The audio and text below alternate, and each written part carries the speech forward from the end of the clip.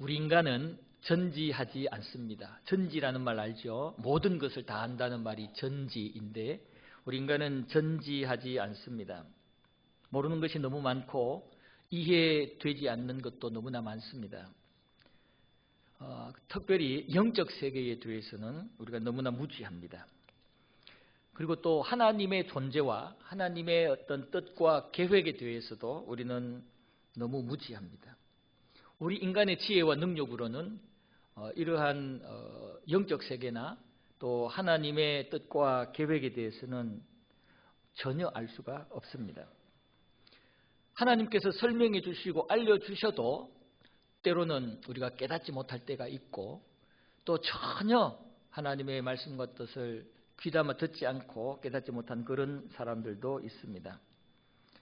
하나님이 알려주실 때 특별한 은혜를 입은 자들은 그나마 그 하나님의 알려주시는 그 일부분을 우리가 알 수 있을 뿐입니다. 우리는 스스로 뭔가 알고 있다고 생각하면 교만이고 큰 착각입니다. 성경을 우리가 많이 읽는다고 해서 나는 그래도 하나님의 뜻을 어느 정도 알아. 나는 영적 세계 어느 정도 알아. 라고 생각한다면 이것은 교만입니다. 여러분 하나님의 말씀의 깊이와 넓이와 그 권위가 얼마나 넓고 크고 깊고 높은지 말씀을 접하면 접할수록 깨닫게 될 것입니다. 그래서 말씀을 많이 읽고 말씀을 깨달을수록 모르겠다. 하나님의 말씀 너무 존귀하고 신비스럽다. 이런 고백이 나올 수밖에 없습니다. 영적 세계도 마찬가지입니다. 그래서 우리는 항상 나는 부족한 자다. 하나님이 그때그때 깨닫게 해주셔야 깨달을 수 있다는 이러한 기본적인 태도를 가져야 됩니다.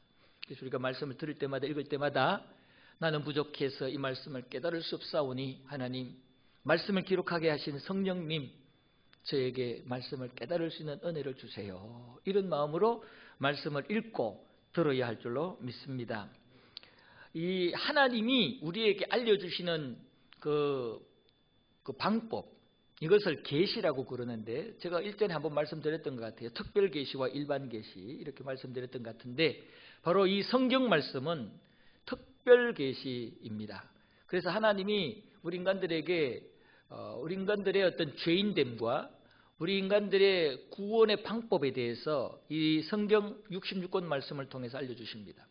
그래서 우리 인간이 어떻게 해서 창조되었고 우리 인간들이 어떻게 해서 타락해서 타락의 결과 영원히 심판을 받아 죽는 지옥에 떨어지는 그런 존재인데 하나님께서 우리를 불쌍히 여기셔서 하나님이 직접 인간이 되어 이 땅에 오실 것을 약속하시고 그 약속대로 때가 되매 이 땅에 하나님이 오셨는데 그분이 바로 예수님이다. 그 예수님이 이 땅에서 약 3년의 공생의 사역을 사시다가 마지막에 십자가에 달려 죽으시고 우리의 모든 죄값을 십자가에서 다 치르시고 죽으셨는데 그 죽음의 사망의 권세에서 그냥 끝나지 않고 사망의 권세를 이기시고 부활하심으로 우리에게 부활의 소망을 주시고 그리고 제자들이 보는 앞에서 승천하시고 또 때가 되면 예수님께서 이 땅에 재림하셔서 이 만물을 이 인간의 세계를 심판하실 거라는 그러한 말씀들의 내용이 성경 내용입니다. 그래서 우리는 성경을 통해서 이런 것을 알 수 있지 성경을 통하지 않고서는 우리 인간의 기원, 우리 인간의 어떤 죄악됨, 특성 또 이 땅을 죽으면 떠나면 어떻게 되는지 성경을 통하지 않고서는 전혀 알 수가 없습니다. 인간들에게는 근본적으로 하나님을 찾는 그런 속성이 있는데 그것을 종교성이라고 그럽니다. 우리 모든 인간들에게는 종교성이 있어요. 그래서 문명이 발전한 그런 선진국에도 종교성이 있고 문명이 발전하지 않은 미개한 그런 지역에 사는 미개인들에게도 종교성이 있어요. 그 종교성이 어떤 식으로 나타나냐면은 종교를 만들어요. 그래서 문명 도시나 문명 국가에도 종교가 있어요.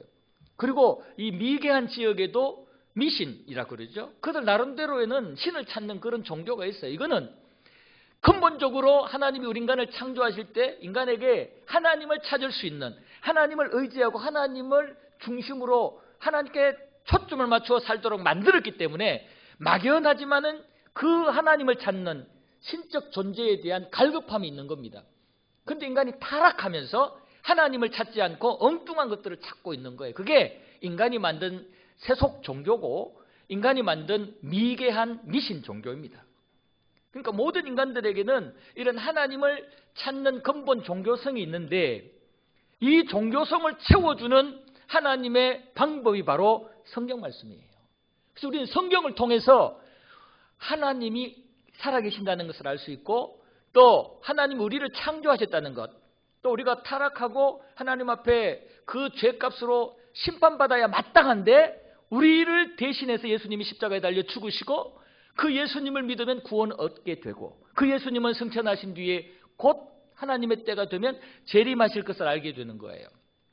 이게 바로 하나님이 우리에게 알려주신 그 영적 세계에 대한 지식이고 또 우리 인간들에게 필요한 그러한 지식들이에요. 이거는 영원한 세계에서나 하나님 나라에서는 이거는 전보다도 더 아주 조그마한 것에 불과합니다. 나중에 우리가 주님 재림하셔서 우리가 영원한 하나님 나라 들어가면 이 성경에서 말하는 이 내용은 지극히 일부분밖에 안 돼요. 영원한 세계에서는 이건 일부밖에 안 돼요. 그 부분을 우리에게 알려주신 거거든요. 그래서 이 성경 말씀을 통해서 내가 성경을 뭐 수백독 수천독 했다고 하나님 나라를 안다? 이것은 교만인 거라는 거죠. 그리고 사실 성경 말씀도 우리는 잘 모르잖아요. 읽을 때마다 느낌이 다르고 돌아서면 또 다 잊어버리고 그렇지 않습니까? 그래서 우리는 근본적으로 우리 인간은 전지한자가 아니다. 하나님이 그때그때마다 우리에게 진리를 가르쳐 주시고 우리에게 영적인 지혜를 주시고 우리 안에 거하시는 성령님이 감동해 주실 때 영적 세계에 대해서 우리 하나님에 대해서 또 영원한 진리에 대해서 조금씩 알아간다. 이러한 기본적인 태도를 가지셔야 됩니다.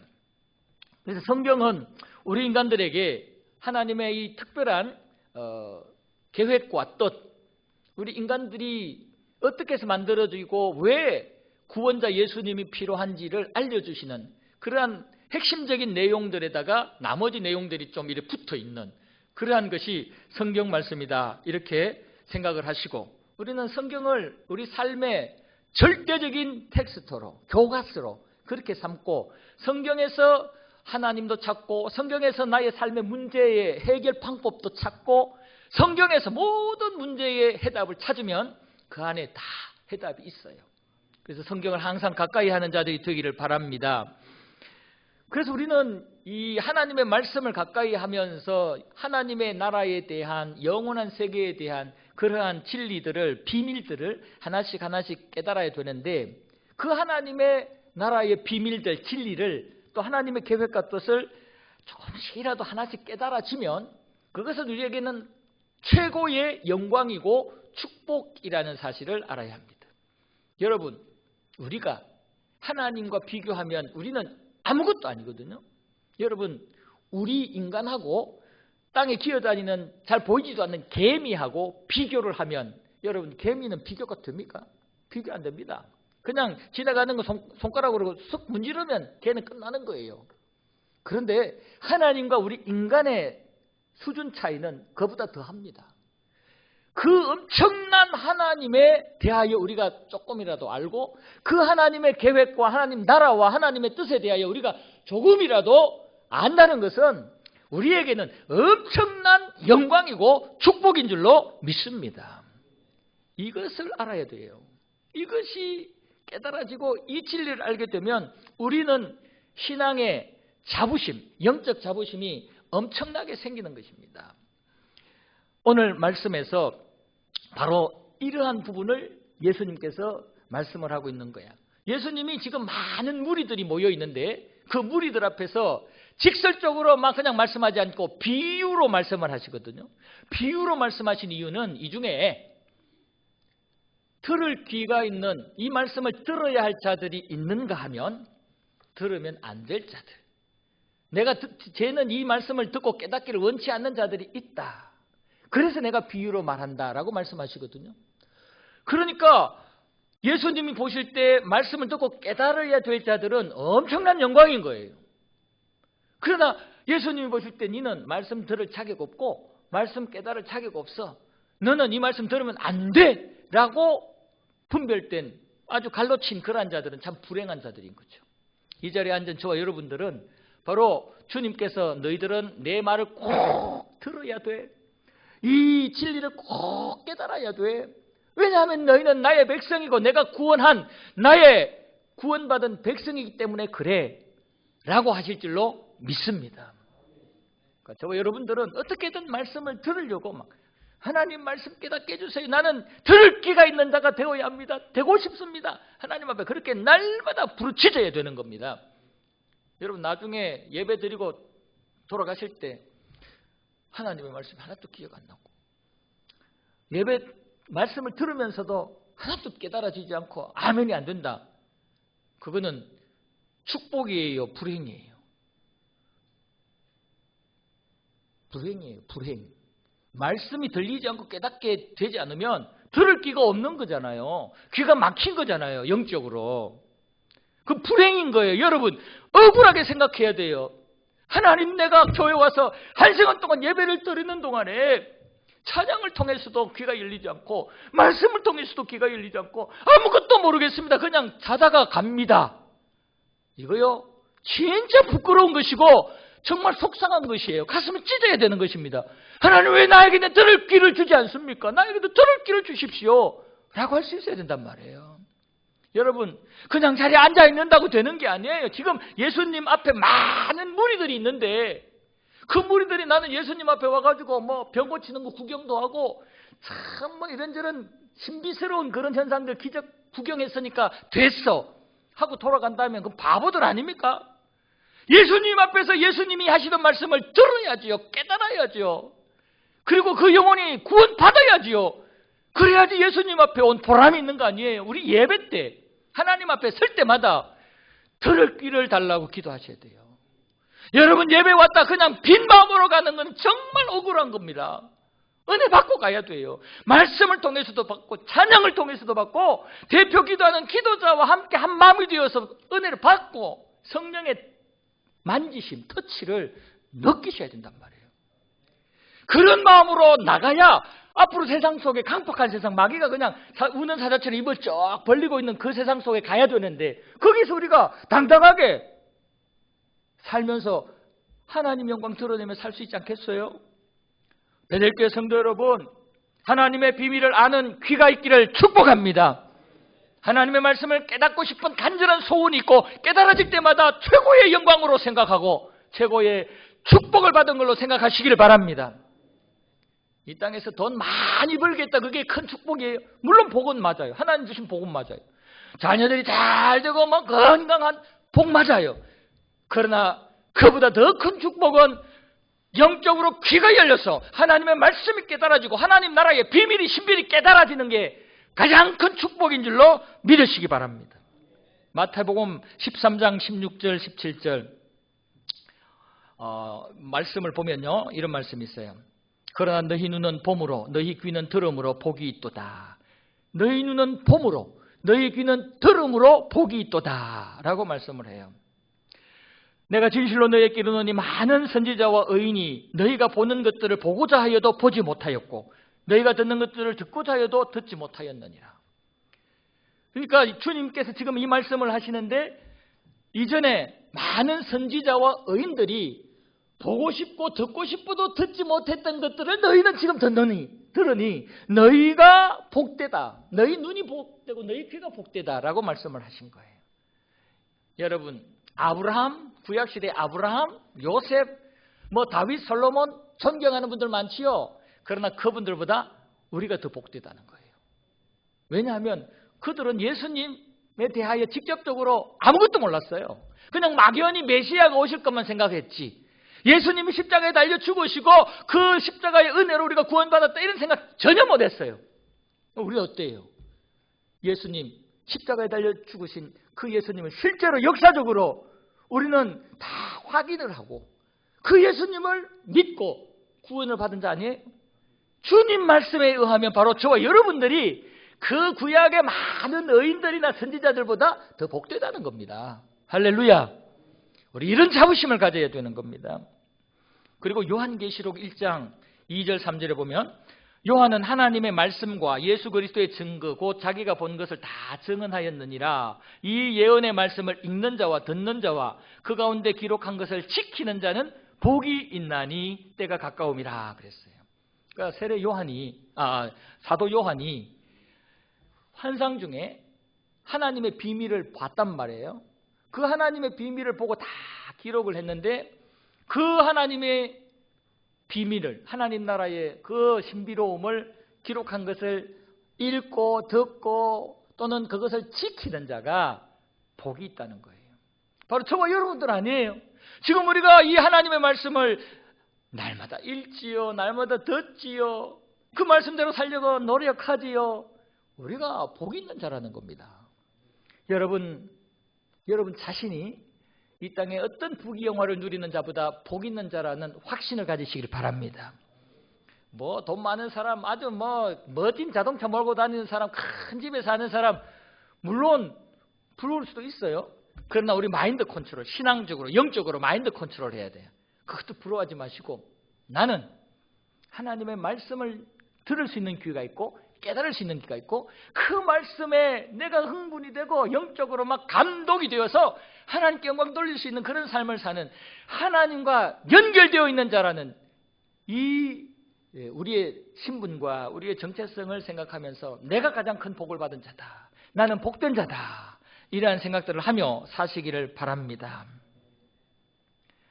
베드로가 바로 이러한 자였습니다. 베드로가 이제 예수님 살아계실 때는 엉뚱한 생각만 했죠. 정치적인 메시아로 생각을 하고 한 자리 차지할까 이런 생각만 했는데, 이제 예수님이 승천하시고 성령을 받았잖아요. 베드로가 성령 충만해졌을 때 이제 깨달은 거예요. 예수님이 정치적인 메시아가 아니라 십자가 고난을 감당하실 십자가의 메시아다. 이걸 깨닫고는 성령에 충만해서 그때부터는 그 십자가에 달린 예수님이 너무너무 자랑스러운 거예요. 그 예수님을 내가 알게 되고 믿게 되고 내 영적인 귀가 열려서 그 예수님이 진짜 우리의 구원자, 절대적으로 필요한 분이라는 사실을 깨닫게 되는 순간 이 베드로는 자부심이 대단한 거예요. 이 땅에 아무것도 없어도 나는 예수님 한 분만으로 만족한다는 거예요. 바울도 그렇고 신앙의 선배들이 다 그랬죠. 이 베드로가 성전에 기도하러 올라가다가 성전문 앞에서 나면서부터 안전뱅이 된 자를 만납니다. 그 나면서부터 안전뱅이 된 자, 거기서 구걸을 하는 거예요. 성전에 기도하러 가니까 좋은 마음으로 갈 거 아니에요. 그러니까 많은 사람들이 동냥을 했을 거예요. 그래서 이 베드로가 지나가는 걸 보고도 이 나면서 안전뱅이 된 자가 아주 불쌍한 눈빛으로 쳐다봤겠죠. 한 푼 줄까 싶어가지고. 그때 베드로가 한 말이 뭐예요? 나에게는 너에게 줄 금과 은이 없다. 나에게는 은과 금이 하나도 없다. 그러나 내게 있는 것을 네게 주노니 나사렛 예수의 이름으로 일어나라 하고는 그의 손을 잡고 벌떡 당겨버렸어요. 이렇게 해버렸어요. 그랬더니 그 벌떡 일어나서 순간적으로 정신없습니다. 지금 예고한 것도 없어요. 야, 내가 일어나라면 일어나라, 다리 힘주고 일어나라, 이런 것도 없어요. 나는 은과 금 아무것도 없지만은 나에게는 최고의 예수 이름이 있다. 예수의 이름으로 말하노니 일어나라고는 벌떡 당겨버렸어요. 여러분, 베드로는요, 은과 금 이거는 없어도 돼. 이 땅의 부귀영화 명예 없어도 돼. 그러나 나에게 가장 소중한 것은 예수 그리스도라는, 예수님이라는 이 믿음과 자부심이 있었기 때문에 그 남에서 안전뱅이 된 자, 그는 금과 은을 바라지만 나는 그거보다 더 귀한 건 너에게 줄게 하고는 이렇게 세웠던 겁니다. 여러분, 이 믿음 가지시기를 바랍니다.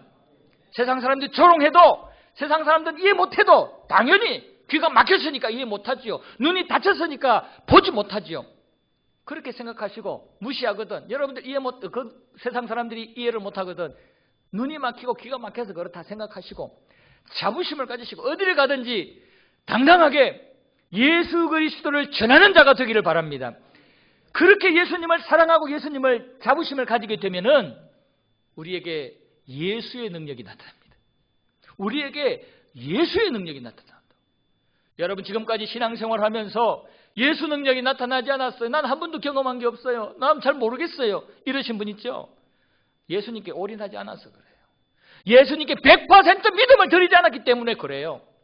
믿음이 없는 자에게는 예수 능력이 안 나타납니다. 예수님을 절대적으로 귀하게 존귀하게 여기고 예수 믿는 것에 대한 절대적 자부심이 없는 자에게는 예수 능력이 나타나지 않습니다. 그러나 이 땅의 그 어떤 것보다 예수 이름의 능력을 믿고 절대적으로 의지하는 자부심을 가지고 있는 그런 자에게는요, 예수님이 책임지지 않을 수가 없어요. 쟤는 돈도 안 바래고, 쟤는 세상의 권력, 명예, 권세 이거보다 나만 쳐다보고 있으니까 이거 안 해줄 수가 없는 거 아니에요? 우리가 세상에서도 그렇잖아요. 우리 아이들이 나만 쳐다보고 있어. 지들은 아무것도 못한다 그러면 나만 쳐다보고 있어. 그러면 어떻게 돼? 책임감이 더 생기잖아요. 아이고, 쟤들한테 내가 없으면 아무것도 안 돼. 그러니까 내가 막 힘이 들어도 땀을 뻘뻘 흘리면서 일하더라도, 밤을 새워 일하더라도 쟤들한테 필요한 거 채워줘야 돼. 쟤들은 나 아니면 안 돼. 그러잖아요. 우리가 주님 앞에 주님 없으면 안 됩니다. 정말 포도나무 대신 예수님께 우리가 딱 붙어가지고 우리는 예수님 떨어질 수 없습니다. 예수님께 죽어도 붙어 있어야 됩니다. 살아도 예수님, 죽어도 예수님, 나는 예수님뿐입니다. 이렇게 나가면 예수님이, 야, 진짜 너는 나밖에 없네. 내가 아니면 너를 채워줄 사람이, 챙겨줄 사람이 없네 하고는 채워주시고 챙겨주실 줄로 믿습니다. 여러분, 베델교회 아주 좋아요. 인프라도 좋고 다 좋아요. 너무 좋아요. 제가 처음 왔을 때 참 좋은 그런 감동을 받았어요. 여러분, 그러나 이것으로 뭐 된다고 생각하면 착각입니다. 죄송합니다. 4층 카페 만들었는데 그것으로 뭐 될 것이라 생각하면 착각입니다. 예수 없으면 안 될 줄로 믿습니다. 예수에게 절대 생명을 걸어야 됩니다. 온 교회가 목사님 중심으로 해서 예수에게 올인해야지 이 교회에 예수 능력이 나타납니다. 여러분, 동네 사람들 소문나는 건 잠깐입니다. 어떤 사람이 왔다가 여기서 예수님 만났다. 이 사람이 나가서 떠들어대 보세요. 와, 내가 베델교회 갔더니 거기서 예수님을 만났는데 그 예수님이 나의 이런 문제도 해결해 주셨고 나의 그동안에 사무쳤던 외로움과 답답함과 공허함을 다 채워주셨다. 나는 이제 너무 편하다. 나는 이제 천국 백성이 되었다 라고 간증하고 떠들어대면 이거는요, 이 세상에 그 어떤 것보다도 강력한 부흥의 불길이 되고 불쏘시개가 될 줄로 믿습니다. 여러분, 예수에 미치시기를 바랍니다. 지금 예수님께서 바로 이러한 자들에게만 귀가 열린다, 들을 귀가 열린다라고 말씀을 하는 거예요. 무리들이 많이 있는데 그들에게 알아들을 만한 그런 자들만 알도록 비유로 말씀하신 이유가 바로 이런 것입니다. 여러분, 하나님의 비밀을 아는 자는 제한되어 있습니다. 물론 하나님은 이 땅의 모든 인간들이 다 구원받기를 원해요. 그러나 결과적으로는 모든 인간들이 다 구원받는 것이 아닙니다. 이 땅의 모든 인간들이 다 구원받는 게 아닙니다. 일단 하나님은 모든 인간들이 구원을 받을 수 있도록 이 복음의 씨앗을, 말씀의 씨앗을 뿌리긴 합니다. 그런데 그 심령 따라서 그 말씀의 씨앗이 잘 자라서 결실하지 않으면 구원받지 못해요.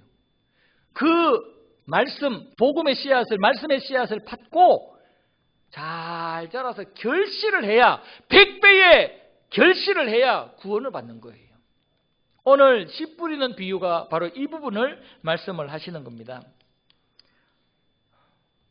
오늘 본문 말씀 10절 말씀에 보면은 이르시되 하나님 나라의 비밀을 아는 것이 너희에게는 허락되었으나 다른 사람에게는 비유로 하나니 이는 그들로 보아도 보지 못하고 들어도 깨닫지 못하게 하려 함이라 그랬어요. 참 희한하죠.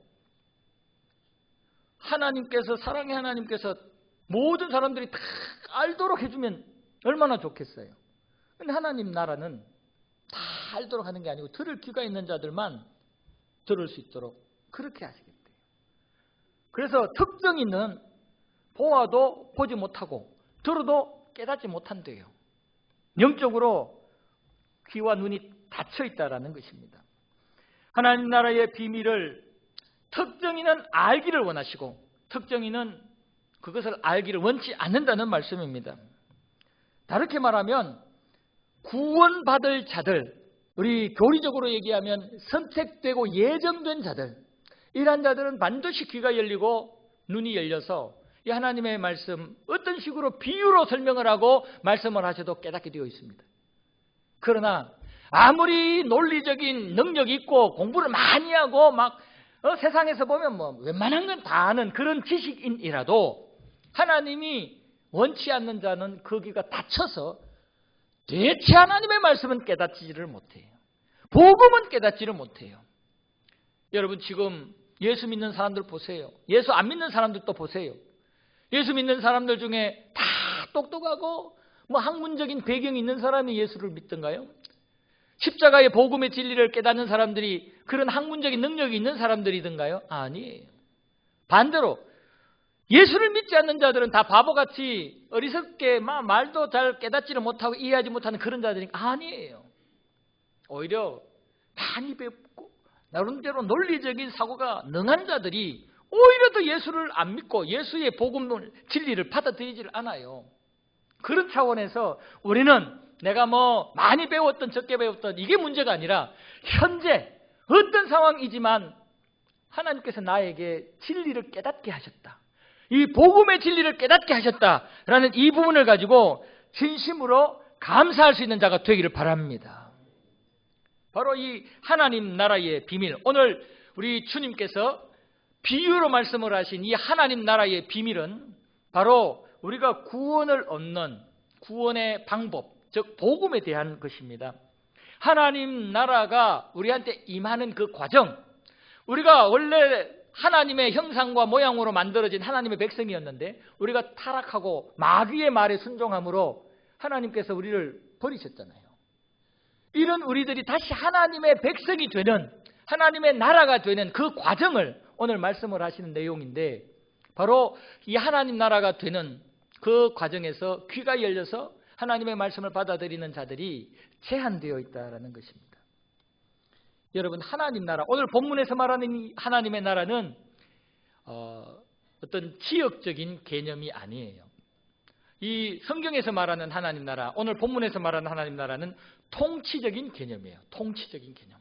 우리가 보통 한국, 대한민국 또는 미국 그러면은 땅을 생각하잖아요. 미국 그러면 저 신대륙, 북미 그쪽을 생각하죠. 호주 그러면 저 남반구에 있는 그 호주를 생각하잖아요. 그러나 성경에서 말하는 하나님 나라, 오늘 본문에서 하나님 나라는 그런 지역을 의미하는 것보다는 통치를 얘기합니다. 통치. 하나님 나라는 하나님의 다스림을 받고 하나님의 통치를 받는 심령을 하나님의 나라라 그래요. 우리 나라에 많이 대사관들이 있지요. 서울에 가면 대사관들이 많아요. 그런데 그 대사관은 자기들 나라에 있지 않고 우리 한국에 있어요. 그러나 외국에 있는 그 대사관은 그 법이 한국에 있지만은 한국법에 저촉을 받지 않아요. 외국 그 자기 나라의 법에 저촉을 받아요. 만약에 미국 대사관이 한국에 있다. 그러면은 이 한국에 있는 미국 대사관은 우리 한국법에 저촉을 받지 않아요. 그래서 한국법을 어겼잖아요. 한국법을 어기고 미국 대사관에 쫓아가면 경찰에 가서 체포 못 해요. 거기는 미국법이 통치하는 땅이기 때문에 대사관은. 마찬가지로 우리의 심령 속에 하나님이 다스리는 심령이 하나님 나라라는 거예요. 하나님의 말씀, 하나님의 법이 다스리는 심령이 하나님의 나라라는 겁니다. 반대로 사탄이 다스리면 사탄의 나라입니다. 죄송합니다. 교회에 와서 예배드리며 거룩한 모양으로 앉아 있어도 그가 하나님의 다스림을 받지 않고 사탄의 다스림을 받는 사람이라면 죄송하지만 그 사람은 하나님 나라 아닙니다. 반대로 여러 가지 불가피한 사정으로 예배 자리에 못 앉아 있어요. 병원에 있거나 다른 출타에서 앉아 있어요. 거기 있어요. 그곳에 있지만 그곳에서도 하나님을 나의 창조주로, 예수 그리스도를 나의 구원자로, 내 안에 성령님이 나의 주인으로 모시며 하나님께 다스림을 받으면 그 사람은 하나님의 나라입니다. 여러분, 하나님의 다스림, 말씀과 성령의 통치를 받는 확실한 하나님의 나라가 되기를 축복합니다. 바로 이 하나님 나라가 되는 그 방법을 오늘 비유를 통해서 말씀을 하시는데, 제일 첫 번째는 하나님의 말씀이 떨어지는 거예요. 하나님 나라가 되는 첫 번째 단계는 하나님의 말씀이 떨어진다. 이 말은 말씀을 들어야 된다. 복음을 들어야 된다는 거예요. 믿음은 들음에서 나거든요. 복음을 들어야 믿음이 생기는데, 바로 하나님의 나라의 첫 번째 단계는 말씀이 선포돼요. 여러분들이 예수 믿게 된 것은 예수님이 누군지, 우리를 위해서 무슨 일을 하셨는지를 들었기 때문에 그 예수님을 믿은 거잖아요. 하나님 나라의 첫 번째 단계는 말씀을 들어야 돼요. 바로 오늘 말씀 비유에서는 말씀을 뿌린다는 얘기예요. 그러니까 이 씨를 뿌린다는 거예요. 밭에 씨를 뿌린다는 얘기예요. 하나님은 우리 인간들의 심령의 밭에 말씀의 씨를 뿌리는 거예요. 복음의 씨를 뿌리는 거예요. 여러분들이 전도하는 것 바로 복음의 씨를 뿌리는 거예요. 근데 복음의 씨를 뿌릴 때 다양한 밭에 뿌려집니다. 오늘 본문의 말씀에 보면 4가지 종류의 심령의 밭에 뿌려진다 그랬잖아요. 바로 이거는 다양한 심령의 밭에 뿌려진다는 거예요. 첫 번째는 길가, 두 번째는 바위 위 돌밭, 세 번째는 가시능쿨 밭, 그리고 네 번째는 좋은 밭. 그러니까 말씀을 듣는 자들의 심령 상태를 얘기하는 거예요. 하나님 나라의 특징, 하나님의 나라가 되는 단계의 특징, 여러 다양한 심령밭에 말씀이 떨어진다. 복음이 떨어진다. 우리는 몰라요. 저 사람이 가시밭인지, 저 사람이 돌밭인지, 길가인지, 좋은 밭인지 우리는 몰라요. 우리는 그냥 전할 뿐이에요. 지금 주님께서 이 비유의 말씀을 듣고 깨닫기를 원하는 자들은 누구냐면은 제자들이에요. 들을 귀 있는 자들, 제자들. 이 제자들은 이제 예수님이 떠나면 예수님의 사역을 계승할 자들이거든요. 십자가 복음을 전할 자들이에요. 지금 이들에게 교훈하고 있는 거예요. 너희들이 앞으로 내가 승천한 뒤에 복음의 진리를 전할 때 너희들 많은 사람들에게 전할 텐데 그들 중에는 길가와 같은 심령을 가진 자도 있고 가시밭과 같은 심령을 가진 자도 있고 바위와 같은 심령을 가진 자도 있고 또 좋은 심령의 밭을 가진 자도 있다. 이 말씀을 하시는 거예요. 이곳에는 지금 이 예배의 자리에는 다 좋은 밭의 심령을 가진 자들인 줄로 믿습니다. 지금 여러분들 보니까 막 입이 눈이 막 초롱초롱 살아 있어요. 지금 말씀 이거 받으려고 막 말씀 안 뺏기려고 마귀한테. 그게 좋은 밭인 거예요. 여러분 예배 때 시간 딱 맞춰가지고 그냥 바쁘게 이리 오지 말고요. 5분 10분 전에 와가지고 찬양하고 기도하며 준비하는 이게 좋은 밭이에요. 왜요? 말씀 받고 싶어가지고 말씀에 씨앗이 떨어져서 막 30배, 60배, 100배 결실을 맺고 싶은 그 간절한 마음이기 때문에 그게 좋은 밭이란 말이에요. 그래서 이 4가지 심령의 밭이 다양한 밭이 있음을 말씀을 하는데 우리 베델교회 모든 성도들은 좋은 밭이 되기를 축복합니다. 그래서 우리 주님께서 그러면서 이제 설명을 하는 거예요. 밭의 상태에 대해서. 제일 먼저 길가에 대한 설명을 합니다. 길가밭이 어떠냐. 길가밭에 대한 설명을 하는데 길가는요. 씨앗이 떨어졌는데 이거는 싹이 털도 없이 마귀가 와가지고 그냥 그 말씀을 뺏어가 버린대요. 그래가지고 구원의 기회를 전혀 갖지를 못한대요. 길가에 떨어지면은 사람의 발에 밟혀서 그냥 질리게 져서 싹도 못 틔울 수도 있고 새들이 와가지고 콕 쪼아먹어가지고 그냥 흔적도 없이 사라질 수도 있고 이거거든요. 이거는 사도들이 이제 말씀을 전하거나 또 이 시대의 교회와 성도들이 말씀을 전할 때 그 말씀을 들은 척도 안 하고 그 말씀에 그냥 조금 1도 관심을 안 가지는 이러한 자들이 있다는 겁니다. 여러분 전도하다 보면 그런 자 있잖아요. 민망할 정도로 그냥 찬바람 싹 일으키고 그냥 콧방귀 끼고 가는 사람 있잖아요. 그런 사람들은 길가와 같은 자들이에요. 불쌍한 자들이. 제일 불쌍한 자들이. 마귀에게 완전히 장악된 자들이죠. 두 번째는 바위.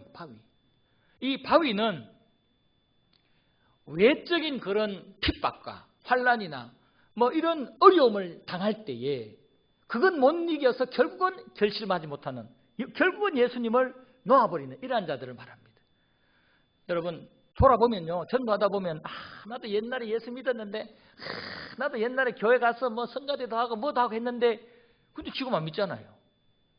그 사람들의 말을 들어보면 그 중에 환난, 외부의 어려움과 여러 가지 핍박과 시어머니 때문에 내가 시집을 잘못 와가지고 안 믿는 집에 시집 와가지고 이렇게 됐다 이런 사람도 있고 하여튼 외적인 환경과 요인 때문에 결국은 예수님의 손을 놔버리는.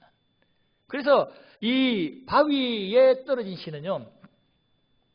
처음에는 기쁘게 할렐루야 예수님 믿습니다 막 그렇게 했다가 이 환난과 핍박 앞에서 외적인 환경의 어려움 앞에서 그냥 항복하고 손들고 배신해버리는 이런 케이스. 이건 열매를 못 맺죠. 구원이 없는 거예요. 세 번째 종류는 가시잖아요. 가시밭. 이 가시밭은 더 많은 싹을 피우고 가지를 이렇게 올릴 수 있어요. 그런데 올라와다 보니까 양쪽에 전부 가시네. 그래서 더 이상 이 생명력을 이게 버티지를 못하는 거예요. 그래가지고 그 기운이 약해져서 죽어버리는 거예요.